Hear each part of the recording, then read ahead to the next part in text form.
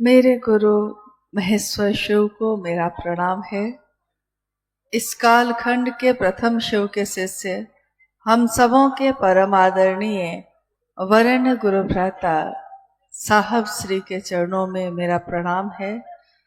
शक्ति स्वरूपा माँ नीलमानंद जी के चरणों में मेरा प्रणाम है।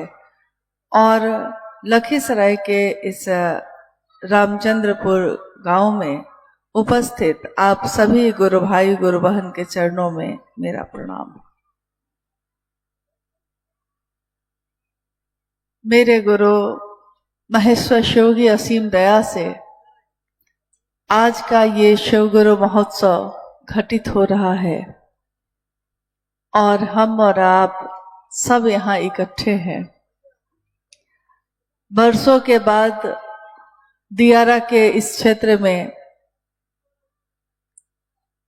महादेव का एक उत्सव महोत्सव घटित हो रहा है, तो हम सबके हृदय में आह्लाद है कि महादेव की दया से आज महादेव की शिष्यता इस दूरी तक आई है कि कहीं से भी गुजरिए तो शिव की शिष्यता का चिराग जलता हुआ दिखता है। कहीं न कहीं गुरु भाई गुरु बहनों के घर मिल जाते हैं। कोई गुजरता हुआ व्यक्ति और उसके हाथ में कंगन दिख जाता है, तो हम सबके हृदय आह्लादित हो जाते हैं कि गुरु भाई है, गुरु बहन है। इसका अर्थ है कि शिव की शिष्यता पल्लवित और पुष्पित हो रही है।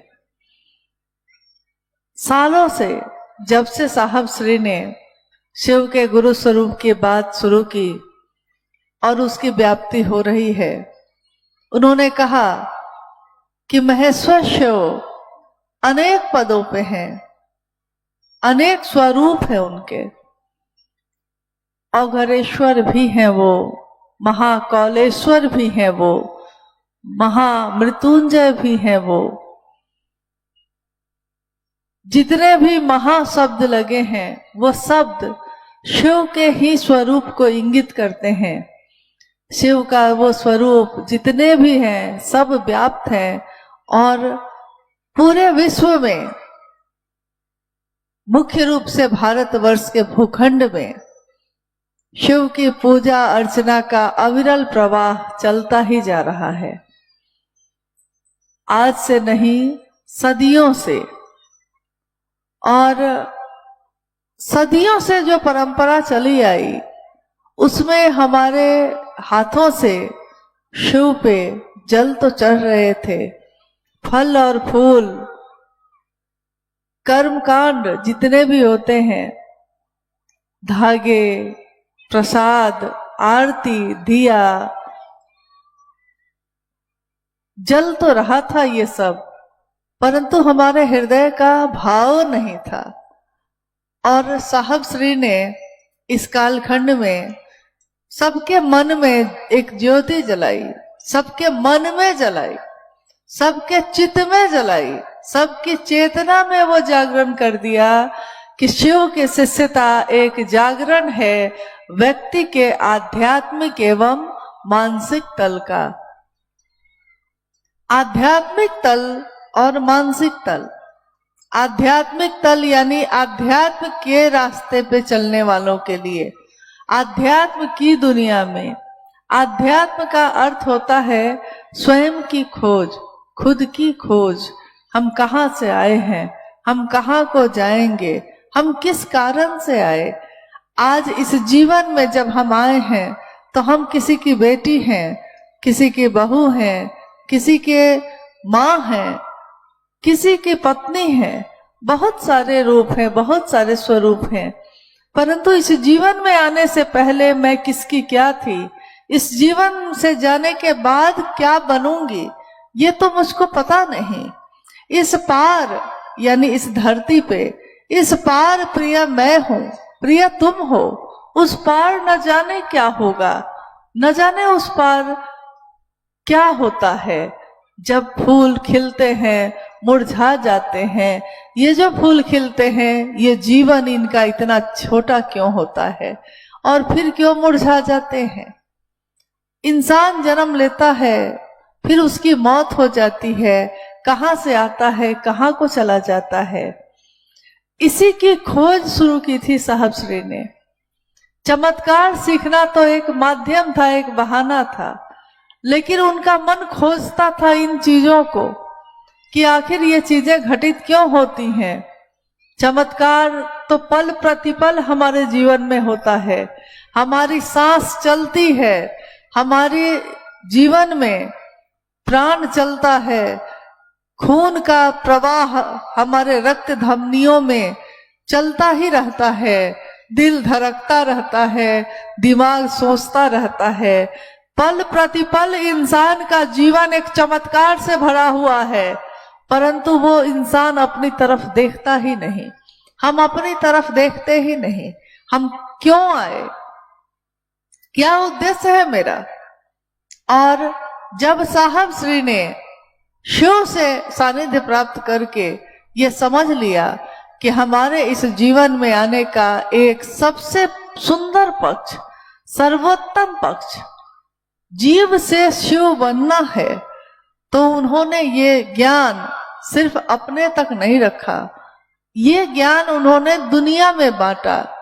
उन्होंने कहा कि आप आज तक शास्त्र पढ़ते रहे, शास्त्रों को पढ़ के, किताबों को पढ़ के, साहित्य को पढ़ के कोई शास्त्रविद हो सकता है, कोई शास्त्र का ज्ञाता हो सकता है, परंतु वो आत्मविद नहीं हो सकता, आत्मा के तल पे जगा हुआ इंसान नहीं हो सकता।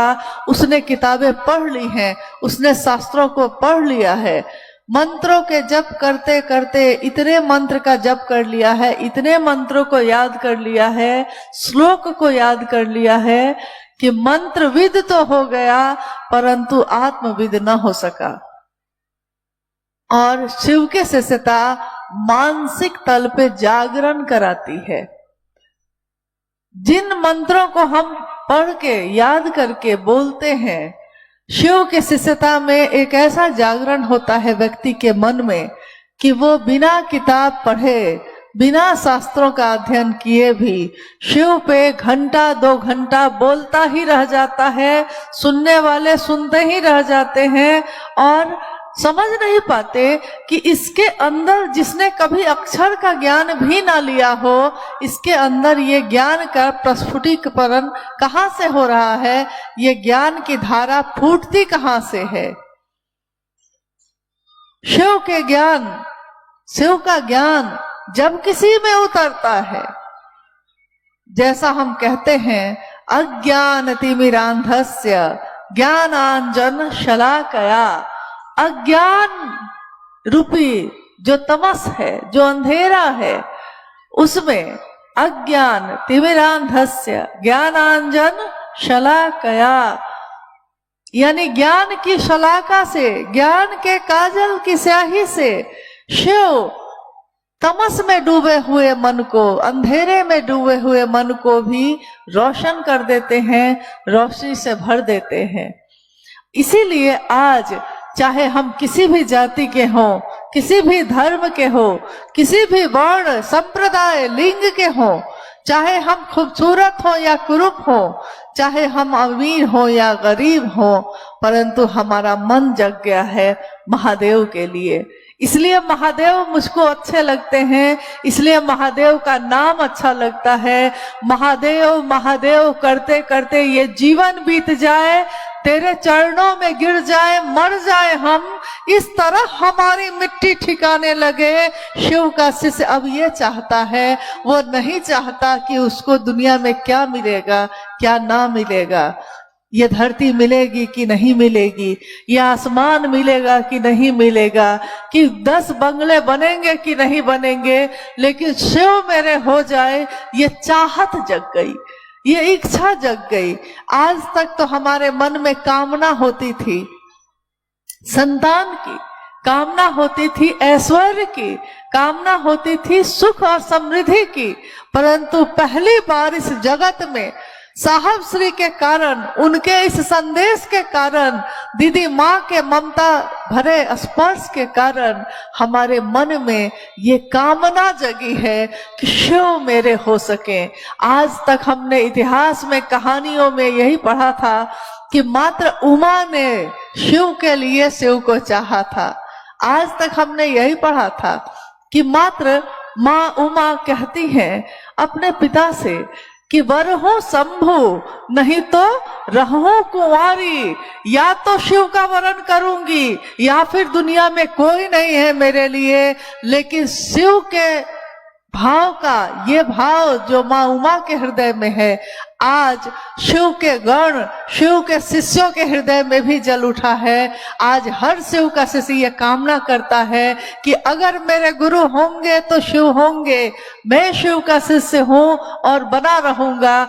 यही कामना है मेरे इस जीवन की, और इस जीवन के बाद भी अगर मेरा ये चित्त, ये मेरी ऊर्जा, ये जीवात्मा जो जीवित रहेगी, आने वाले अलग अलग जन्मों में जन्म लेगी, तब भी मेरे गुरु शिव बने रह जाए, इसी की कामना हम सब करते हैं। इसलिए आज इतने सालों पहले साहब ने महादेव की बात करनी शुरू की, सन 1982 में। आपने सुना है, आपने जाना है उनके जीवन की अनेक घटनाओं को। जब कोई अपना होता है तभी हम उसके बारे में जानना चाहते हैं। जब किसी को हम मेरा समझते हैं, हमको तभी उसकी परवाह होती है। आपने अभी सुना भी, अनाउंसमेंट हो रहा है, गुरु भाई मुरारी जी बोल रहे हैं कि 2 मंगलसूत्र रखा हुआ है, एक बच्चा खो गया है, और मेरा बच्चा कह के एक पिता हम लोग की आंखों के सामने एक बच्चे को लेकर गए। मेरा बच्चा, इस भरी भीड़ में भी उनको पता है कि मेरा बच्चा कौन है। सबके गले में कंगन हार पता नहीं क्या क्या है, परंतु सबको पता है कि मेरा मंगलसूत्र कौन है। तो मेरा कौन है, आग वही लगाता है। मेरा कौन है, दर्द वही पैदा करता है। साहब श्री ने सन 1974 में शिव को अपना गुरु बनाया था। सन 1972 में उनका विवाह दीदी राजमणि नीलम आनंद के साथ मनातूगढ़ पलामू में, जो झारखंड में है, वहां संपन्न हुआ था। और 22 मई 1972 के उस विवाह के बाद साहब के जीवन में अनेक घटनाएं घटती चली गईं। उसके तुरंत बाद 1974 में उन्होंने अपने लंबे जीवन में, जिसमें उन्होंने शमशान और कब्रिस्तान की आराधना की थी, मंत्रों का जप किया था, कुंडलनी जागरण का अभ्यास किया था, उन सबको छोड़कर महेश्वर शिव को अपना गुरु बनाया था। और साहब ने ये शर्त रखी अपने गुरु के सामने, आप जो तस्वीरों में दिखते हैं वैसे उतर के आइएगा तो मैं आपको गुरु नहीं मानूंगा और मैं आपसे कुछ नहीं सीखूंगा। आप जो दिखते हैं, जो इंसान के शरीर में आइएगा, तब भी मैं आपसे कुछ न सीखूंगा। और आज से पहले मैंने जो भी किया है, जो भी मैं करता आया हूँ, वो आगे अब जब तक आप अब न बताएंगे मैं कुछ भी ना करूंगा। सन 1974 के नवंबर महीने में आरा के गांगी शमशान में ये ज्ञान की ज्योति उनके हृदय में उतर गई और उनके मन ने ये अनुभूत किया कि आज तक मैंने जो भी किया वो कुछ भी मेरे काम ना आया, और आज से मैं उन सभी चीजों को छोड़ता हूँ। इसलिए साहब ने शमशान की साधना छोड़ी, साहब ने कब्रिस्तान की साधना छोड़ी, उन्होंने अखंड मंत्रों का जप किया, उन सभी मंत्रों को छोड़ा। जब शिव मिल जाए तो ऐसे ही छोड़ा जाता है, जिस तरह जब एक राजा मिल जाए तो सब कुछ मिल जाता है। एक घटना जो हुई थी एक बार, कहानियों में है ये, कि एक राजा ने अपने राज्य में मुनादी करवाई। एक राजा ने अपने राज्य में पूरे जगह ढिंढोरा पीटा, सबको कहवाया कि कल सुबह मेरे महल का दरवाजा खुला होगा पूरी प्रजा के लिए। जो आएगा, जिस चीज को छू देगा, वो चीज उसकी हो जाएगी। सुबह सुबह लोगों की भारी भीड़ उमड़ गई और लोग महल में प्रवेश करने लगे। महल में प्रवेश करते समय जिसके हाथ में जो लगा, चांदी की कुर्सी, सोने का मुकुट, जिसके हाथ में जो लगा उसने छूना शुरू किया, और जैसे ही वो छूता पकड़ता वो चीज उसको दे दी जाती। तो भारी भीड़ जमा है और पूरे दौड़ लगी हुई है इस बात की कि कौन किस चीज को प्राप्त कर ले। उसमें एक व्यक्ति राजा के तरफ बढ़ता है। राजा एक कोने में अपने सिपाहियों के साथ चुपचाप खड़े होकर देख रहे हैं। जब वो व्यक्ति राजा की तरफ बढ़ने लगा तो सिपाहियों ने रोका। राजा ने सोचा कि शायद ये मुझसे कुछ कहना चाहता है, तो उन्होंने सिपाहियों से कहा कि छोड़ दीजिए, आने दीजिए मेरे पास। वो व्यक्ति आगे बढ़ा और उसने राजा से कुछ भी कहा नहीं, बस राजा को छू दिया। जो दौड़ चल रही थी वो दौड़ थम गई। सारे लोग खड़े होकर देखने लगे किसने क्या किया। उस व्यक्ति ने कहा कि मुझको राजा चाहिए, जब राजा ही मेरा हो जाएगा तो उसकी सारी चीजें भी तो मेरी ही होंगी। देखिए, जब महादेव मेरे हो जाएंगे तो महादेव की ये दुनिया भी तो मेरी ही होगी। महादेव की दुनिया में जो कण कण में उनका दया भाव है, शीर्ष रिक्षा के कारण जो सृष्टि सृष्टि हुई, और उस कण कण में महादेव की दया सतत प्रवाहित है, वो दया भी तो मुझको ही मिलेगी। जब शिव को चाहूंगा तो दुनिया में फिर और कुछ भी नहीं चाहते हम। इसलिए शिव को चाहने की विधा साहब श्री ने बताई, कैसे चाहा जाता है। मन ही मन अपने गुरु शिव से हम दया मांगते हैं। तीनों सूत्रों में हम शिव की बात करते हैं, कहते हैं कि साहब का संदेश है ये, दीदी माँ का संदेश है ये, हम दूसरों तक पहुंचाते हैं और खुद भी शिव शिष्यता में भी तीनों सूत्रों को करते हैं। जब साहब ने शिव को गुरु बनाया था, 8 वर्षों तक किसी को कहा ही नहीं कुछ। उनको लगता था कि यहाँ भी धोखा है, यहाँ भी छल है। जब कोई एक व्यक्ति आपके जीवन में आपको कभी धोखा दे दे, होता है ऐसा कभी कभी कि हमारे जीवन में कभी कोई व्यक्ति धोखा दे देता है अपना बन के। पहले वो अपना बनता है, फिर वो धोखा दे देता है। तो जब धोखा दे जाता है, उसके बाद किसी दूसरे को अपना बनाने से मन बहुत डरता है, और अगर बनाते भी हैं तो मन में एक संशय का बादल घना होकर लहराता रहता है, क्या पता ये भी मेरा है कि नहीं। क्योंकि उस समय जैसे मैंने किसी को अपना माना था तो उसने धोखा दिया था, क्या पता ये भी धोखा देगा कि अपना बनेगा। तो सोचिए कि साहब के मन में क्या संशय रहा होगा, जिन्होंने 14 वर्षों तक अनेक लोगों को गुरु बनाया था और सब जगह से उनको धोखा मिला, छल मिला, छलावा मिला। तो उनका मन तो इतना जला हुआ था कि दूध से जला हुआ कोई मट्ठा भी फूक फूक के पीता है। उनका मन इतना जला हुआ था कि वो शिव को गुरु बनाकर भी संशय में थे। क्या पता महादेव भी गुरु है कि नहीं, क्या पता महादेव भी ज्ञान देंगे कि नहीं, क्या पता यहाँ भी कुछ मिलेगा कि नहीं। लेकिन गुरु ने किया कमाल, शिव ने किया कमाल। उन्होंने अपने शिष्य, शिव के शिष्य साहब हरिंद्रानंद जी के मन में सचमुच में ये अनुभूत करा दिया कि मैं हूं।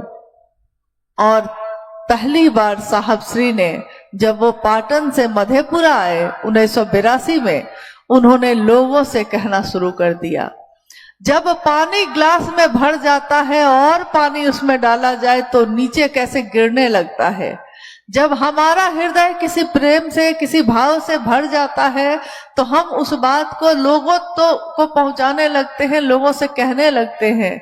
उसी तरह उस दिन साहब का मन भी शिव भाव से भर गया, और जब शिव भाव से भर गया तो वो अपने मन में शिव के भाव को दूसरों तक पहुंचाने लगे। जब भाव इतना घनीभूत हो जाए, इतना घनीभूत हो जाए कि अब सिर्फ मेरे हृदय में नहीं अट पाए, तो हम दूसरों में बांटना शुरू करते हैं। मुझको खुशी मिली इतनी कि मन में ना समाए, पलक बंद कर लूं कहीं छलक ही ना जाए। यानी हम पलक बंद करने लगते हैं कि मन में जो खुशी है वो आंखों से ना छलक जाए। तो साहब के मन में जो शिव को पाने की चाहत जो इतनी प्रबल हो गई थी, इतनी भर गई थी कि वो दूसरों से भी महादेव की बात करने लगे। हालांकि लोगों ने उनसे कहा कि हमको पता है कि शिव गुरु हैं, शास्त्रों में लिखा है, वेदों में लिखा है, पुराणों में लिखा है। तो चारों वेद, 18 पुराण और उपनिषद, कितने ग्रंथ, कितने साहित्य साहब ने लाइब्रेरी से मंगवाए और उन सबको पढ़ा। साहब कहते हैं कि जब मैंने पढ़ा तो मुझको लगा कि बताइए, हर जगह इतिहास से लेकर आज तक, निवर्तमान से लेकर वर्तमान काल तक, सब जगह लोगों ने लिखा, सकला कल रूपाय संभवे गुरुवे नमः, तुम त्रिभुवन गुरु वेद बखाना। संभवे गुरुवे नमः से प्रदीप्त ये दुनिया शंभु को गुरु क्यों नहीं मान सकी, शिव को अपना गुरु क्यों नहीं बनाया लोगों ने। जैसा अभी अनुभैया कह रहे थे कि इस स्कूल में मास्टर ही मास्टर है और विद्यार्थी नहीं है, तो उस विद्यार्थी के नहीं होने के कारण गुरु का पद भी अर्थहीन हो जाता है, बेमतलब का हो जाता है। शिव जगत के गुरु हैं। गुरु की अनंत श्रृंखला में सर्वोच्च गुरु है शिव। जहां से शुरुआत होती है, आदि गुरु है शिव। शिव के गुरु स्वरूप पे बहुत सारी बातें लिखी गई, परंतु शिव का शिष्य ही कोई नहीं है, गिनती में है। जो जगत का गुरु है उसका शिष्य नहीं कोई। जो शरीर में गुरु है उसके लाखों शिष्य हैं। जो सदगुरु है उसके करोड़ों शिष्य है। और जो जगत गुरु है तो जगत का एक एक व्यक्ति उसका शिष्य क्यों नहीं है। आध्यात्म में आए इस आह्लाद ने अंतः प्रेरणा जगाई साहब के मन में। अंतः प्रेरणा यानी उनके अंदर में ये स्वतः प्रेरणा जगी कि मुझको जो मिला है मैं दूसरों को भी बताऊंगा।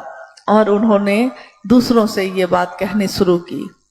माँ दीदी नीलम आनंद हमेशा साहब को ये कहती, आप बताइए ना लोगों को, लोग आपकी बात सुनेंगे। साहब कहते माँ को कि क्या लोग मेरी बात सुनेंगे, तो वो अक्सर ये बात कहती, लोग आपकी बात जरूर सुनेंगे। आज लोग आपके बात को मान नहीं रहे, शिव को गुरु नहीं बना रहे, लेकिन एक दिन ऐसा आएगा, एक दिन ऐसा आएगा, माँ कह रही है कि एक दिन ऐसा आएगा कि देखनिहार को भी धरनिहार नहीं मिलेगा। लोग देखनिहार को धरनिहार का अर्थ मतलब समझे। ऐसी इमारत बुलंद होगी, इतनी बुलंद इमारत होगी कि आकाश तक पहुंचेगी और लोग देखते देखते गिर जाएंगे नीचे। इतने लोग होंगे, इतने शिव के शिष्य होंगे। आज जब शिव शिष्यों की गति इतनी तेज है, इतनी प्रबल है, तो देखकर माँ की वो पंक्ति हमेशा याद आती है कि देखनिहार को धरनिहार नहीं होगा।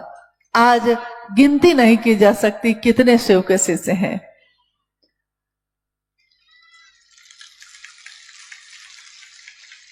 साहब ने जब भी शिव की बात आगे बढ़ाई तो धीरे धीरे कुछ 100 लोग जुड़े। प्रारंभिक समय की बात है, कुछ 100 सैकड़ों में लोग जुड़े। तो जब कहीं पे 100 आदमी की घोषणा हो जाती थी तो साहब अपना समय देते थे कि मैं आऊंगा वहां, उनसे शिव की बात करूंगा। जब गुरु भाई या गुरु बहन 100 लोगों को जोड़ लेते थे, 200 लोगों को जोड़ लेते थे, तो इतनी खुशी होती थी कि घर में अच्छे अच्छे खाना पकवान बनते थे। साहब कहते थे कि आज इतने लोगों ने शिव को गुरु बनाया, 100 लोगों ने बना लिया है शिव को गुरु। आज तो कोई भी गुरु भाई जाकर आराम से 100-100, 200 लोगों को शिव शिष्य बना लेता है। लेकिन जब खेती ही नहीं थी, क्योंकि साहब ने सोचा था कि खेती करूंगा शिव शिष्यों की, परंतु उन्होंने जब दुनिया के तरफ देखा तो उनको लगा कि मैं खेती क्या करूंगा, खेत ही नहीं है, खेत होगा तब ना खेती करूंगा, लोग जुड़ेंगे तब ना उनको शिव का शिष्य बनाऊंगा, तो यहाँ खेत ही नहीं था। उन्होंने लगातार कोशिश की और लोग शिव के शिष्य बनने लगे। सन 1986 में साहब को आकाशवाणी मिली जिसमें ये कहा गया कि जो तुम करते हो दूसरों को करने के लिए कहना, और साहब ने समझा कि एक व्यक्ति अकेला कितना महादेव का काम कर सकेगा, और महादेव के आदेश में बल है, महादेव के आदेश में ताकत है, ऊर्जा है। तो उनको समझ में आया कि ये बात जब मैं दूसरों से कहूंगा तो महादेव की ऊर्जा जो मुझ तक आई है वो दूसरों तक भी पहुंचने लगेगी, और महादेव की ही ऊर्जा से वो भी महादेव का काम दूसरों तक पहुंचाएगा। उन्होंने फिर लोगों से ये कहना शुरू किया। 3 सूत्रों की रचना जब हुई थी और पहले सूत्र में उन्होंने दया मांगना कहा, तो उस समय कुछ लोगों ने साहब से कहा कि आपको पहले नमः शिवाय मिला, लेकिन आपने पहले न दया मांगना क्यों कहा, आपने नमः शिवाय मंत्र पहले नंबर पे क्यों नहीं रखा, जो गुरु से मिलता है वो सर्वोपरि होता है। परंतु साहब ने कहा कि देखिए, मुझको गुरु से पहले नमः शिवाय ही मिला, ये बात सच है। उसके बाद मैंने महादेव से दया जब मांगी थी, ये वाकया सिंहेश्वर मंदिर का है, जहां प्रसाद चाहते समय साहब ने पूरी तरह महादेव की दया के आश्रय में जाकर अपने गुरु महादेव से कहा था कि बुढ़ाऊ इज्जत रखिए, महादेव इज्जत रख लीजिएगा। एक शिष्य हताश है, निराश है, चारों तरफ लोगों से घिरा हुआ है, उसकी परीक्षा हो रही है कि प्रसाद चढ़ेगा कि नहीं चढ़ेगा, तो उनका चारों तरफ से सहारे छूट गए हैं, तो एक मात्र सहारा शिव है। वो अपने मन को शिव की दया के आश्रय में ले जाते हैं और कहते हैं बुढ़ऊ इज्जत रखी है। महादेव ने इज्जत रखी, चमत्कार है। लोगों ने दरवाजे के दरार से देखा कि जो थाली उन्होंने चढ़ाई थी जिसमें 50 रसगुल्ले थे, दाहिने तरफ रखा था, अब बाईं तरफ है, और दरवाजा खोला गया तो देखा जा रहा है कि 15 रसगुल्ले उसमें है ही नहीं, गायब है। बाकी जो बचे हुए 35 रसगुल्ले हैं, लगता है किसी ने उसको ब्लेड से काट कर 2 भाग में बराबर बराबर कर दिया है। और उस समय हर हर महादेव, महादेव के नाम की गूंज उस मंदिर परिसर में गूंज उठी। लोगों ने प्रत्यक्ष देखा कि महादेव की दया ना हो तो यहाँ कुछ भी संभव नहीं है, महादेव की दया हो तो किम न सिद्धते भूतले, इस भूतल पे ऐसा क्या है जो सिद्ध ना होगा, जो आप चाहिएगा और नहीं होता। और आपके चाहने से मौसम बदलता है। क्या मेरी ये ताकत है? क्या आपकी ये ताकत है? मौसम बदलता हमारी आपकी ताकत से नहीं है। हमने जिसका सहारा ले लिया है, हमने जिनका साथ ले लिया है, उनकी सोच में बल है।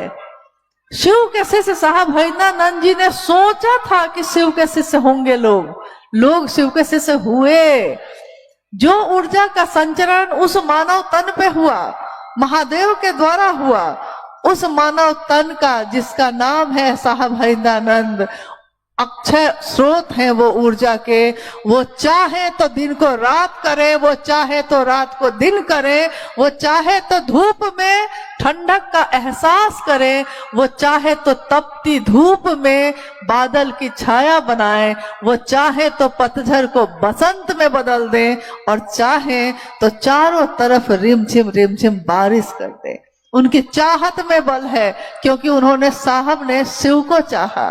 तो जिसने शिव को चाहा है उसकी चाहत में ये बल तो अपने आप आता है। जो शिव की बात करता है, जो शिव को ही चाहता है, और किसी को नहीं चाहता, वो शिव स्वरूप होता है और शिव ही हो जाता है। ये तो शास्त्रों ने भी कहा है, तो इस बात में क्या संशय है किसी को भी। साहब ने इसीलिए पहला सूत्र बनाया दया मांगना, दूसरा सूत्र बनाया चर्चा करना, तीसरा सूत्र बनाया नमः शिवाय से प्रणाम करना, अपने गुरु शिव को प्रणाम करना। नमः शिवाय शिव का प्राण मंत्र है। नमः शिवाय एक ऐसा मंत्र है जिसको ध्वनात्मक मंत्र भी कहा जाता है, प्रणव मंत्र है। ये अर्थ ये हुआ कि ध्वनि है, ये ध्वनि का प्रकटीकरण है ये। और प्रणव मंत्र यानी जहां से शुरू ही हुआ है, जहां से शब्दों का प्रकटीकरण हुआ है। नमः शिवाय एक ऐसा मंत्र है जो सीधे एक दिन जब गुरु द्वारा प्रदत्त मंत्र होता है, गुरु जो मंत्र देते हैं, और गुरु का मंत्र अभिन्न होता है, एक भी नहीं होता, दो भी नहीं होता, अभिन्न होता है। यानी एक ही सिक्के के दो पहलू होते हैं। गुरु द्वारा प्रदत्त मंत्र जब जपकर्ता के प्राण में उतर जाता है, तो एक दिन जपकर्ता का यानी जो जप रहा है उसका भी प्राण मंत्र बन जाता है। और जब ऐसा होता है कि गुरु का मंत्र और जपकर्ता तीनों एक हो जाते हैं, तो प्रारब्ध और काल को भोगने की व्यवस्था का भी संहार वो कर सकते हैं। जो कर्म फल हमको भोगने लिखे हैं, हमारा मन भैरव बनकर उन सभी को विनष्ट करता है। कर्म फल भोगने की व्यवस्था भी एक दिन खत्म हो जाती है। शिव की शिष्यता जागरण सिर्फ शब्दों में नहीं है, ये सचमुच में अध्यात्म के तल पे जगने की विधा है, मन के तल पे जगने की विधा है। जो तीन सूत्र करते हैं उनका मन इस बात को समझता है, अनुभूत करता है और ये कहता है कि सचमुच में शिव आज भी गुरु हैं, गुरु का काम करते हैं। और शिव का शिष्य अपने गुरु का सहारा लेकर दुनिया में तेज गति से चल रहा है, चलता रहेगा। चलने की विधा है ये, रुकना हमारा काम नहीं है, चलना हमारा काम है। हम चलते रहेंगे, दूसरों को महादेव महादेव कहकर महादेव के तरफ प्रेरित करते रहेंगे। यही गुरु का आदेश है और यही हमारा कर्तव्य भी है। आइए आज के इस शिव गुरु महोत्सव में कुछ जिज्ञासाएं आई हैं, तो हम लोग उन जिज्ञासाओं पे भी बात करते हैं, अगर आई हैं तो। जी दीदी, हालांकि आपने चर्चा में जिज्ञासा का समाधान किया है, फिर भी जिज्ञासा है, कर्म फल क्यों बनता है? ऐसा क्या करें जिससे कर्म फल ना बने? देखिए, कर्म फल तो बनता ही है, अच्छा भी बुरा भी।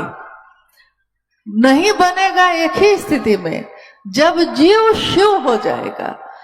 शिव का अनुग्रह भाव, शिव का दया भाव जब जीव को शिव बना लेता है, तो अब जीव नहीं है, अब वो शिव है। तो जब शिव है तो कर्मफल नहीं बनेगा, जब शिव से मिल गया तो कर्मफल नहीं बनेगा। परंतु अगर उसका जन्म हुआ है, और जन्म हुआ है तो मृत्यु भी होगी, तो जन्म जब हम लेते हैं तो काल लागू होता है। जब भी किसी चीज का, जब कोई नई चीज बनती है, जब कोई चीज मैन्युफैक्चरिंग होती है, तैयार होती है, तो एक दिन उसका एक्सपायरी डेट भी होगा, एक दिन उसकी मौत भी होकर रहेगी। इस बीच में वो जो भी करता है या जो भी सोचता है, इसमें महत्वपूर्ण बात है साहब ने कही कि कर्म फल कैसे बनता है, आपकी सोच से बनता है। आपने किसी की हत्या नहीं की है, परंतु आपने दिन रात ये सोचा है कि उसकी हत्या हो जाए, वो मर जाए, वो मरता क्यों नहीं है। आप दिन रात यही सोच रहे हैं। यहाँ धरती पे इसकी कोई सजा नहीं है, परंतु आसमान में इसकी सजा है, क्योंकि आपके मन ने जिस चीज को बार बार सोचा है, बार बार किया है, उसके अनुसार आपके कर्मफल तो बनेंगे ही बनेंगे। वो आज हमारा ये जीवन है, इससे पहले भी इस जीवात्मा का न जाने कितना जन्म हुआ होगा, उस जन्म में हमने क्या किया होगा, क्या नहीं किया होगा, उसके कर्मफल आज हमको मिलते हैं। कोई बच्चा महल में पैदा होता है, कोई बच्चा झोपड़ी में पैदा होता है, उस बच्चे ने तो अभी कुछ भी नहीं किया है, फिर आखिर किस कर्मफल के कारण उसका जन्म किसी का अमीर में और किसी का गरीब में हो गया?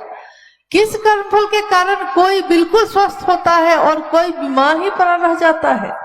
कुछ न कुछ तो किया होगा, कुछ संचित है, कुछ प्रारब्ध है, कुछ क्रियामान है। संचित यानी पूर्व जन्म से चला आ रहा है, क्रियामान जो अभी हम कर रहे हैं।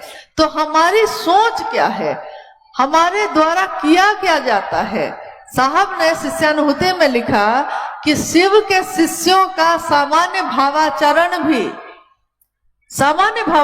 भी जगत के लिए अनुकरणीय है। एक शिव का शिष्य क्या बोलता है, क्या सुनता है, क्या करता है, वो कैसे उठता है, वो कैसे बैठता है, वो कैसे दूसरों के बारे में सोचता है, वो दूसरों का शुभ सोचता है, दूसरा का हित सोचता है, तो उसका भी होगा। आप दुनिया में जो दीजिएगा वही आपको वापस मिलेगा।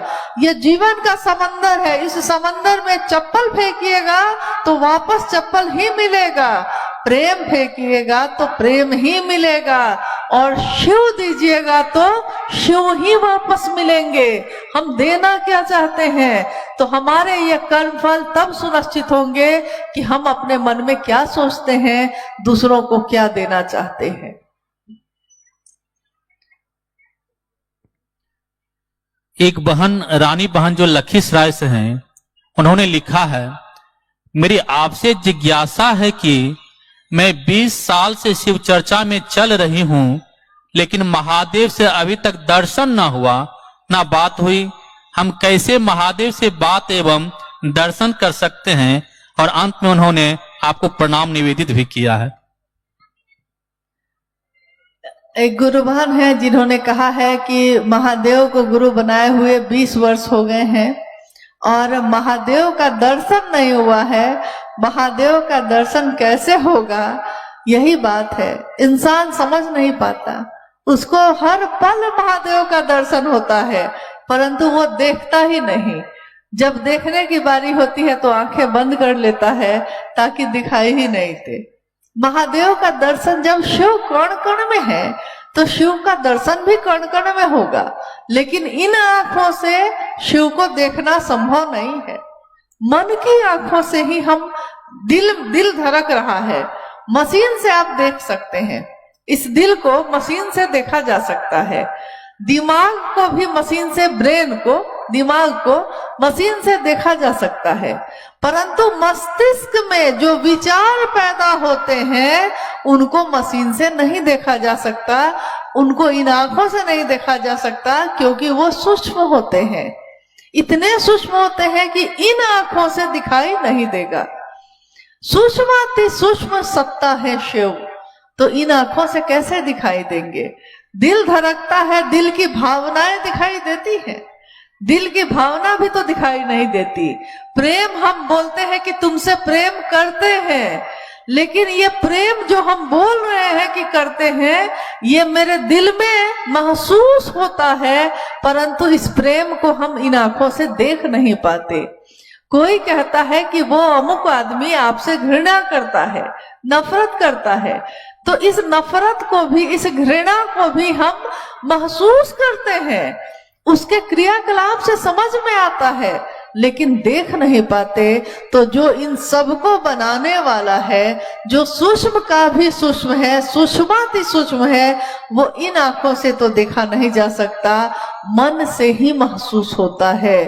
तेरा मन दर्पण कहलाए, भले बुरे सारे कर्मों को देखे और दिखाए। देखो इस उजले दर्पण में, ये दर्पण कैसा है? ये उजला है, साफ है, पवित्र है, पावन है। ये मन जब पैदा हुआ है शरीर और ये मन आया है उसके साथ, तो ये पावन है।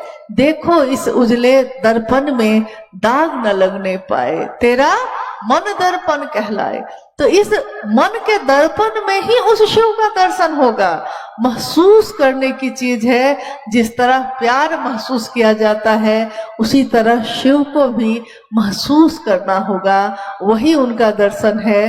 और दर्शन वो होता है जो बंद अंतर से, बंद आंखों से, अंतर की आंखों से किया जाता है।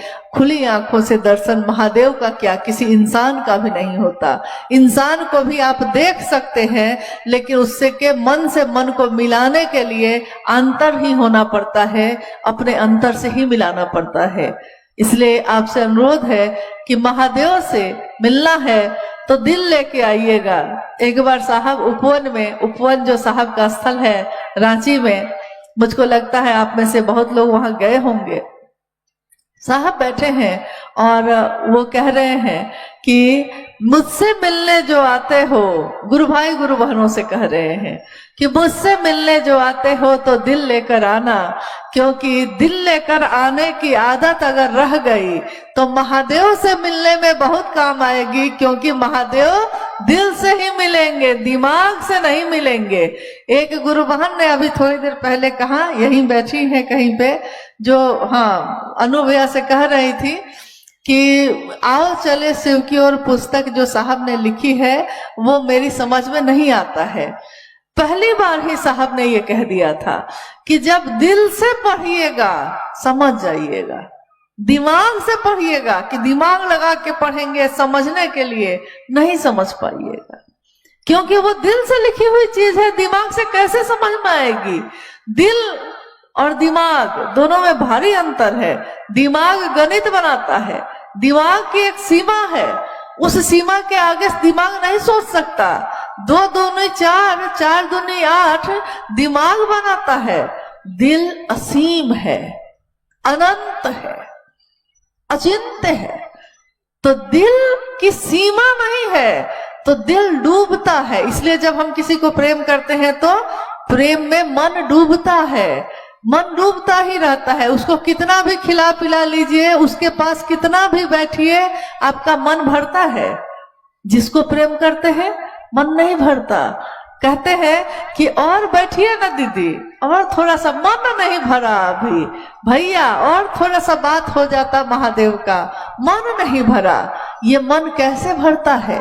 ये मन कभी नहीं भरता, क्योंकि प्रेम डूबने की विधा है, संतुष्ट हो जाने की विधा नहीं है। इसलिए साहब की बोली हुई बात या साहब की लिखी हुई बात कोई अगर सुनते हैं या पढ़ते हैं तो दिल से सुनिएगा, महसूस करिएगा, साहब के मन से अपने मन को मिलाइए और तब पढ़िए। आपको कैसे समझ में नहीं आएगा? आप सारी बातों को समझ जाइएगा, क्योंकि साहब के मन को समझने के लिए तो उनके मन से मन को मिलाना होगा। इसलिए उनसे दया मांगकर, उनके मन से मन को मिलाकर तब पढ़िए और तब बताइए कि आप समझे कि नहीं समझे। शिव को गुरु मानकर लौकिक और पारलौकिक मनोरथ स्वतः सिद्ध हो जाते हैं। दीदी, स्वतः शब्द क्या कर्म के सिद्धांत के प्रतिकूल नहीं है? समझाने का प्रयास किया जाए। स्वतः शब्द कर्म के प्रतिकूल, कर्म के सिद्धांत के प्रतिकूल नहीं है। कर्म के सिद्धांत के प्रतिकूल नहीं है। शिव को गुरु मानकर लौकिक और पारलौकिक मनोरथ स्वतः सिद्ध हो जाते हैं। लौकिक, पहले इस पे हम लोग बात करते हैं। लौकिक मनोरथ क्या है? लौकिकता में आप बहुत मांगिएगा महादेव से तो क्या मांगिएगा? आप बहुत चाहिएगा तो क्या चाहिएगा? घोड़ा, गाड़ी, घर, खेत, संतान, समृद्धि, सुख से रहना, स्वस्थ रहना। लौकिक जीवन में इससे ज्यादा, क्योंकि लौकिक जीवन दिमाग से चलता है। अभी मैंने कहा कि दिमाग की सीमा है, इस सीमा के बाहर आप कुछ नहीं कर सकिएगा।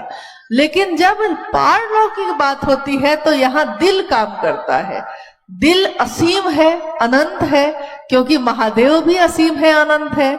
तो जब दिल से हम मांगेंगे तो वो मनोरथ पूरी होती है। लौकिक भी होगी और पारलौकिक भी होगी। लौकिक में ये चीजें मांगते हैं, पारलौकिक में क्या मांगेंगे? महादेव से मिलेंगे तो क्या मांगेंगे? क्योंकि एक घटना है कि रामकृष्ण परमहंस मां काली के उपासक, कोलकाता में रहने वाले, उनके बहुत सारे शिष्य थे। तो उनका एक शिष्य था, उनके एक शिष्य थे विवेकानंद, नरेंद्र उनका नाम था। तो नरेंद्र, रामकृष्ण परमहंस हमेशा नरेंद्र को बुलाते थे, नरेंद्र कह के पुकारते।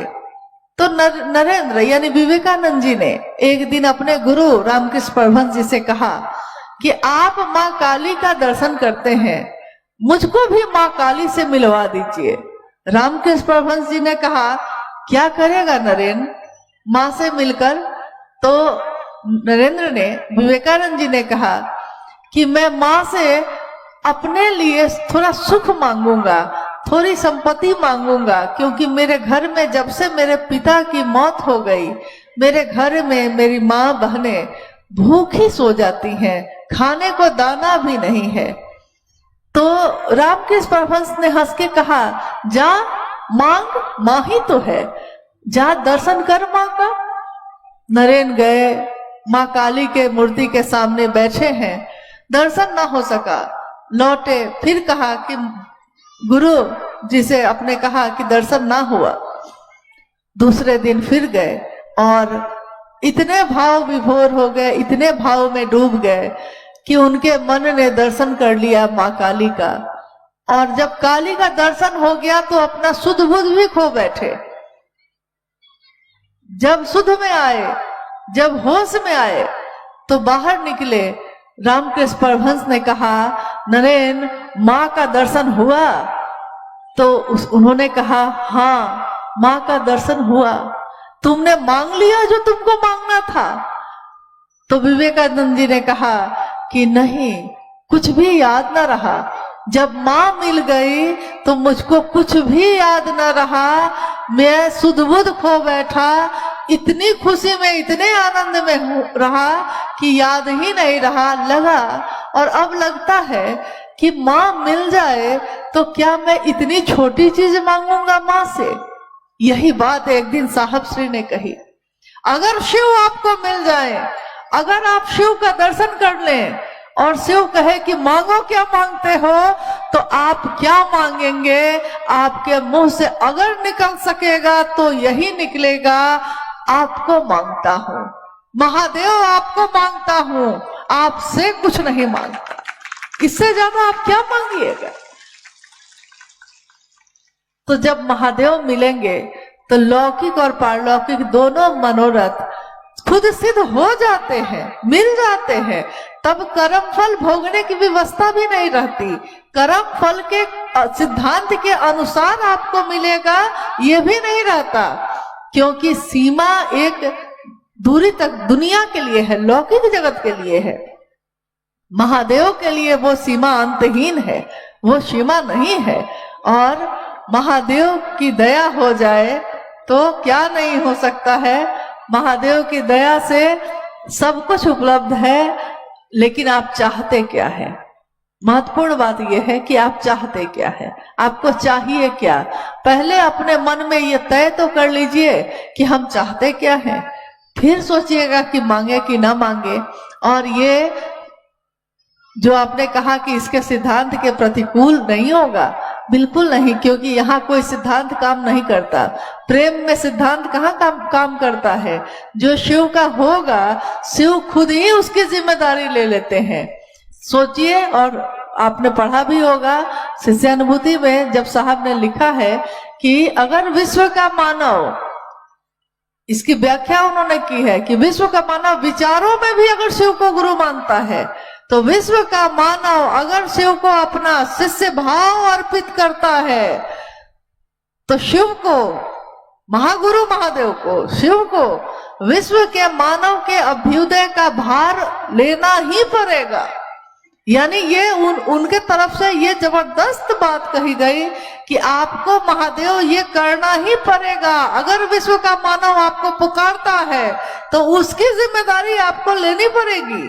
और महादेव लेते हैं, महादेव उसके अभ्युदय का भार वहन करते हैं। हाँ, देखिए, जिज्ञासाएं बहुत हैं और जिज्ञासाओं का अंत नहीं होता है, लेकिन जब प्रेम हो जाता है, होता है, अच्छा, जब प्रेम होता है तब जिज्ञासाएं शांत हो जाती हैं। कहा है किसी ने बड़ा खूब कि अगाध प्रेम मूक हो जाता है। अगाध प्रेम यानी गहरा प्रेम, बहुत गहरा प्रेम जब किसी से हो जाए तो शब्द बोल नहीं पाते, मुंह से बोल ही नहीं निकलती।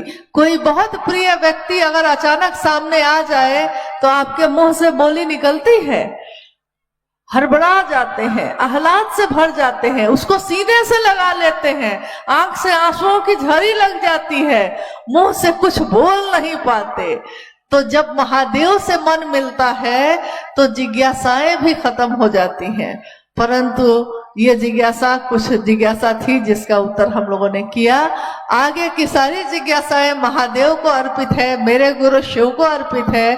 और इस गुरु मंच पे बहुत सारे नाम आए हैं घोषणा के लिए, शिव का शिष्य होने के लिए। मेरा अंतःकरण ये कहता है, मेरा मन ये कहता है कि जिसने भी अपना नाम गुरु के मंच पे भेजा है घोषणा के लिए, आज से और अभी से इन सभी भाई बहनों का नाम शिव के अंतरिक्ष साम्राज्य में संप्रेषित किया जाता है। कृपया दर्ज हो, जागा जागा